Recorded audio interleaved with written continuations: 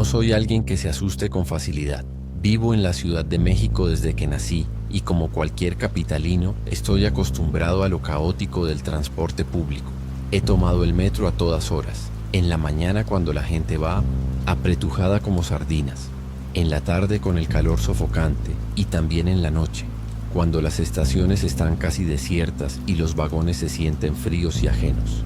Pero lo que me pasó hace unos meses en la línea 3, entre Hidalgo y Guerrero, es algo que me ha hecho replantearme muchas cosas sobre la realidad. Era un viernes por la noche, había salido de trabajar tarde y decidí ir a casa en metro porque, aunque el taxi era una opción más cómoda, quería evitar el tráfico. Subí en la estación Hidalgo. A esa hora los vagones estaban prácticamente vacíos. Solo había un par de personas dispersas en el tren. Lo normal cuando el metro está por cerrar. Me senté cerca de la puerta, con los audífonos puestos y mirando el reflejo de las luces en la ventana. El vagón se meció suavemente mientras el tren avanzaba por los túneles oscuros. Todo iba normal hasta que pasamos la estación Juárez. En ese momento noté algo extraño. El tren se sintió más pesado, como si estuviera avanzando con dificultad. Miré alrededor y vi que aparte de un hombre de traje sentado unas filas adelante, no había nadie más en el vagón. Intenté no prestarle atención, pero algo en él me incomodaba. No se movía, no cambiaba de posición, ni siquiera miraba su teléfono, como lo haría cualquier persona en el metro. Solo estaba ahí, mirando fijamente al frente. Cuando llegamos a la estación Guerrero, las puertas se abrieron, pero nadie entró ni salió. Era raro, porque aunque fuera tarde, siempre hay al menos 1 o 2 pasajeros en cada parada. Se cerraron las puertas y el tren siguió su camino. Fue entonces cuando noté que las luces dentro del vagón comenzaron a parpadear. Miré a la ventana esperando ver las luces intermitentes del túnel, pero lo que vi me heló la sangre.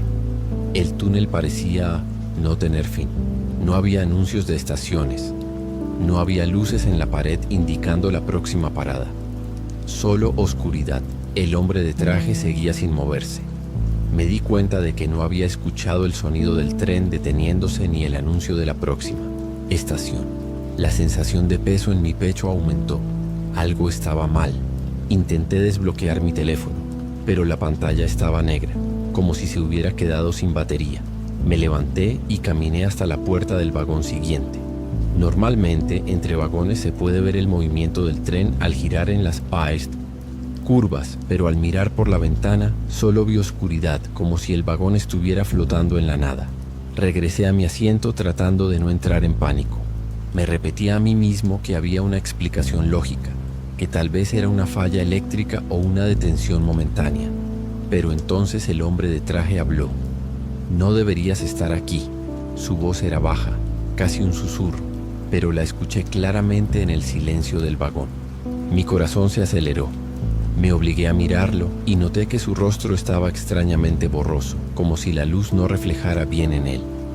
Sentí un escalofrío recorriéndome la espalda. Disculpe, ¿qué dijo? No deberías estar aquí, repitió.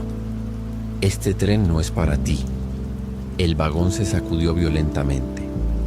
Sentí que me faltaba el aire. Intenté pararme, pero mis piernas temblaban. Las luces del tren parpadearon una vez más y por un segundo vi el reflejo del hombre en la ventana. No era un hombre. Su silueta era oscura, con extremidades alargadas y una sonrisa retorcida en el lugar donde debería estar su boca. Cerré los ojos con fuerza. Respiré hondo y murmuré: por favor, déjame salir. Repetí la frase una y otra vez con los puños apretados, sintiendo que el vagón se iba haciendo más y más pequeño. De repente el tren se sacudió bruscamente y las luces se apagaron por completo. Cuando las luces volvieron, el tren estaba detenido. Miré por la ventana y vi la estación Hidalgo, la misma donde había subido, como si nunca hubiera salido de ahí. El vagón estaba lleno de gente otra vez, todos mirando sus teléfonos o hablando entre ellos como si nada hubiera pasado. Me levanté de un salto y salí corriendo del vagón. El sonido del metro me resultaba extrañamente distante mientras subía las escaleras hasta la salida. Una vez afuera miré mi teléfono. Tenía batería La hora seguía siendo la misma que cuando subí al tren. Nunca supe qué fue lo que pasó esa noche. No sé si fue un sueño, un episodio de fatiga extrema o algo mucho peor, pero desde entonces evito tomar el metro de noche. Y si alguna vez te encuentras en un vagón casi vacío y un hombre de traje te habla, no lo escuches. Baja en la próxima estación y no mires atrás.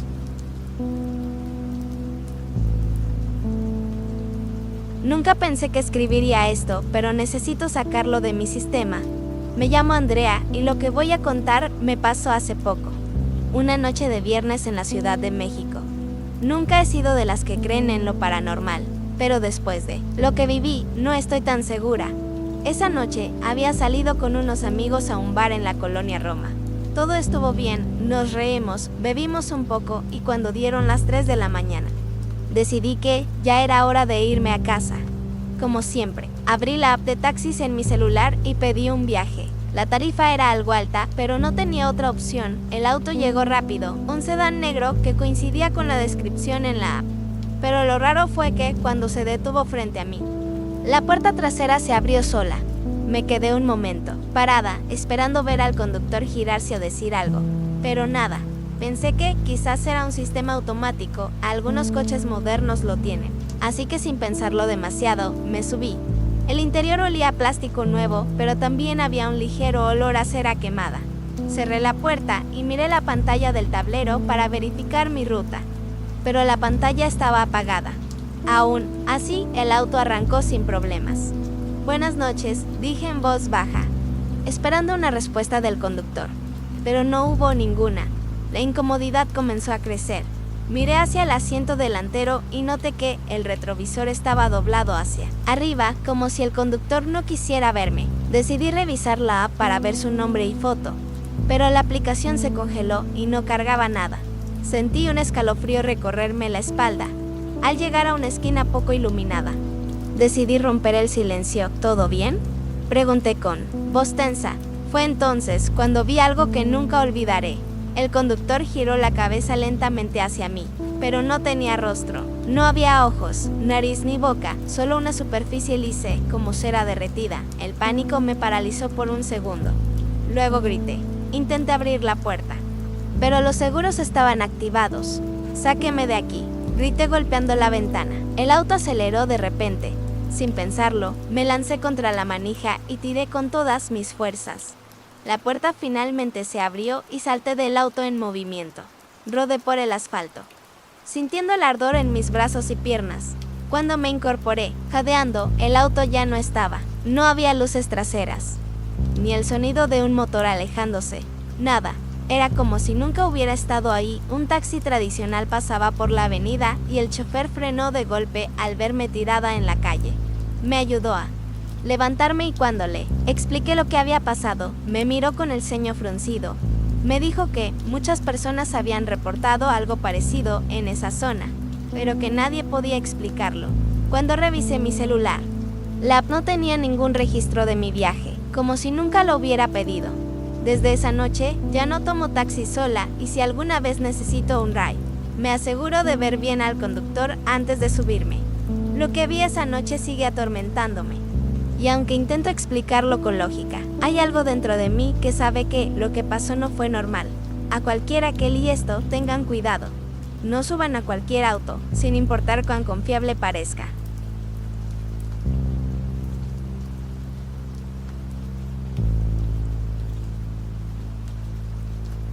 Trabajo en la Torre Latinoamericana turno nocturno. No es un trabajo particularmente emocionante, pero paga las cuentas. Siempre he sido escéptico con las historias que cuentan los guardias de seguridad, anécdotas sobre ruidos extraños, sombras en los pasillos o el supuesto piso fantasma. Pensaba que eran solo formas de matar el tiempo en una noche lenta. Hasta hace unos días, esa noche, después de terminar de revisar unos documentos, decidí tomar el elevador en lugar de las escaleras. No suelo usarlo porque a veces tarda más de lo normal en llegar y, honestamente, el viejo edificio tiene su encanto, pero también ciertos defectos. Cuando entré al elevador, presioné el botón del AVI y recargué la cabeza contra la pared. Agotado, Las puertas se cerraron con un sonido metálico y el elevador comenzó a descender con normalidad. Pero al pasar el piso 10, noté algo raro. El panel de botones parpadeó por un momento como si la electricidad fallara. No era tan extraño en un edificio antiguo. Pero entonces ocurrió algo que no tenía explicación. El elevador no se detuvo en el lobby. Continuó descendiendo. Los números en la pantalla digital mostraban pisos inexistentes: 1, -2, -3. Al principio pensé que era un error del sistema, pero la sensación en mi estómago me confirmó que el elevador realmente estaba bajando. Entonces se detuvo. Las puertas se abrieron con lentitud, rechinando como si no hubieran sido usadas en años. Frente a mí había un pasillo largo y oscuro. Las paredes estaban cubiertas de polvo y humedad, como si ese lugar hubiera estado abandonado por décadas. El aire era pesado y tenía un olor extraño, una mezcla de tierra mojada y algo metálico. Miré detrás de mí. El elevador seguía abierto, como esperando que tomara una decisión. Algo dentro de mí me decía que me quedara ahí, que no pusiera un pie fuera, pero la curiosidad es peligrosa. Salí lentamente, asegurándome de que las puertas del elevador no se cerraran detrás de mí. Caminé unos pasos y miré a mi alrededor. El lugar parecía una versión alternativa de los sótanos del edificio, pero más viejo, más equivocado. Había habitaciones a los lados del pasillo, algunas con puertas caídas, otras apenas entreabiertas. En una de ellas vi escritorios cubiertos de papeles amarillentos, como si alguien hubiera trabajado allí hacía décadas y simplemente nunca hubiera regresado. En otra, estanterías vacías llenas de telarañas. El suelo estaba cubierto de polvo y huellas viejas se marcaban en algunas partes. Pero lo más inquietante era que no parecían recientes. A medida que avanzaba, la sensación de estar siendo observado se hizo más fuerte. Mi respiración se volvió pesada y cada paso resonaba con un eco extraño, como si el pasillo fuera más grande de lo que parecía. Me di cuenta de que el silencio era absoluto. Ni el sonido del tráfico desde la superficie, ni el zumbido del sistema eléctrico. Nada, como si el mundo allá arriba hubiera dejado de existir. Entonces algo crujió detrás de mí. Me giré de golpe, pero no había nadie. El pasillo estaba exactamente igual que antes. Tragué saliva y di un paso atrás. El aire se sentía más denso. Fue entonces cuando vi la sombra moverse al final del pasillo, justo antes de que las luces parpadearan y la oscuridad me envolviera por completo. No podía ver nada. El silencio era sofocante y mi respiración se aceleró. Extendí las manos, intentando encontrar una pared o cualquier cosa para orientarme. Sentí el tacto áspero de una superficie húmeda y fría, como si el concreto estuviera cubierto de algo pegajoso. Mi corazón latía con fuerza cuando de repente escuché un sonido muy bajo, algo como una respiración, pero no era la mía. Di un paso atrás, pero mi pie tropezó con algo y caí al suelo. El polvo se levantó a mi alrededor mientras intentaba levantarme rápidamente. Entonces lo sentí, una presencia justo detrás de mí. No era solo una sombra, algo estaba allí. Algo que no debía existir. Podía oír el crujido de un paso acercándose lentamente. No lo pensé dos veces, me levanté de un salto y corrí de vuelta al elevador. El pasillo parecía alargarse con cada paso, las puertas del elevador seguían abiertas, pero se veían más lejos de lo que recordaba. Mis piernas ardían de tanto correr, pero no me detenía. Podía sentir algo siguiéndome, el aire a mi alrededor se sentía cada vez más pesado, como si me estuviera hundiendo en algo invisible. Finalmente llegué al elevador y salté dentro, golpeando el botón de cierre repetidamente. Por un momento pensé que no funcionaría. Sentí que algo estaba justo fuera, vi una sombra moverse por el reflejo de las paredes metálicas del elevador, pero en el último segundo, las puertas se cerraron y el elevador comenzó a subir rápidamente. Mi corazón martillaba en mi pecho mientras los números volvían a aparecer en la pantalla. 3, -2, 1, hasta que finalmente se detuvo en el lobby, cuando las puertas se abrieron. Me encontré con el guardia de seguridad que me miró con una expresión seria. No eres el primero en ver eso, dijo con voz grave, pero algunos no vuelven. No dije nada, no podía. Salí del elevador y me alejé sin mirar atrás. Desde entonces tomo las escaleras, siempre.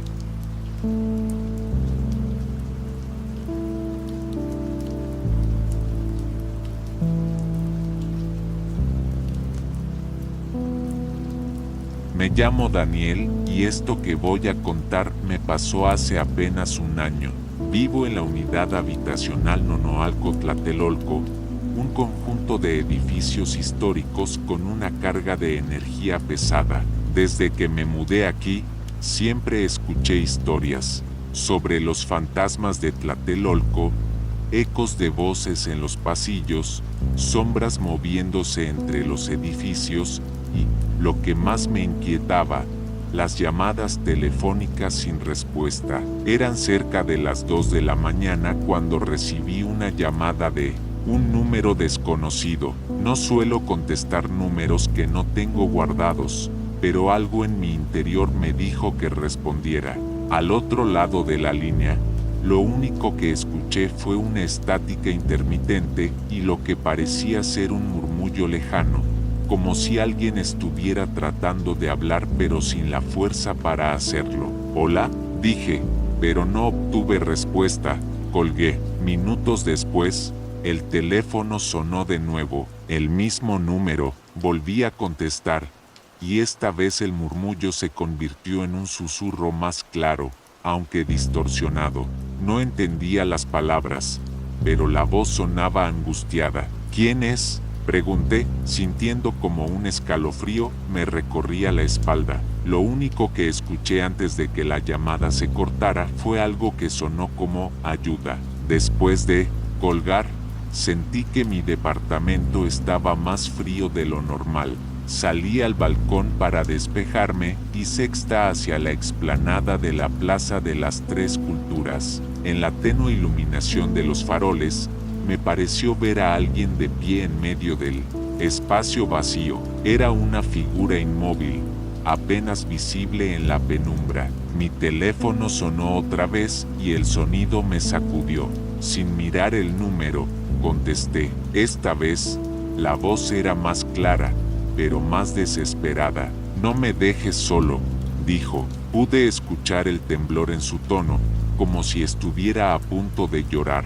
«¿Dónde estás?», pregunté con la garganta seca, pero, en lugar de responder, la llamada terminó abruptamente. No pude dormir esa noche. A la mañana siguiente, intenté rastrear el número, pero no existía en ningún registro. Busqué en grupos de la colonia si alguien había recibido llamadas similares y, para mi sorpresa, varios vecinos habían pasado por lo mismo. Algunos decían que era una broma, otros que eran ecos de almas atrapadas en Tlatelolco. Lo peor vino días después. Un vecino me mostró un viejo periódico de los años 70. Entre las notas, había una historia sobre una persona desaparecida. En la zona, un hombre que llamó a su familia pidiendo ayuda, pero nunca lograron encontrarlo. El número desde el cual había llamado era casi idéntico al que me marcó a mí. Desde esa noche, siempre que el teléfono suena de madrugada, lo dejo sonar. No quiero saber quién está al otro lado.